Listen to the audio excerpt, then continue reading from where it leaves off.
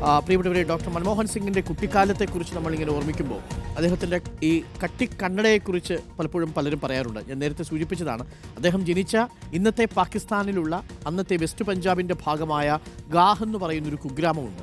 കുട്ടിക്കാലത്ത് ദാരിദ്ര്യമുണ്ടായിരുന്നു. അവിടെ വറുതിയുടെ കാലമായിരുന്നു. വൈദ്യുതി കടന്നു ചെല്ലാത്തൊരു ഗ്രാമമായിരുന്നു ഈ ഗാഹ്. അദ്ദേഹം ജനിക്കുന്നത് 1932 കേട്ടോ. അപ്പോൾ വൈദ്യുതി കടന്നു ചെല്ലാത്ത ആ ഗ്രാമത്തിൽ ഈ റാന്തൽ വെളിച്ചത്തിലാണ് ഇദ്ദേഹം പഠിക്കുന്നത്. ഇദ്ദേഹത്തിൻ്റെ കുടുംബമൊക്കെ പഠിക്കുന്നത്. അപ്പോൾ അന്ന് ആ ഗ്രാമത്തിൽ നിന്ന് പുറത്തുപോയി പഠിക്കുന്ന ആളുകളുടെ എണ്ണവും കുറവാണ്.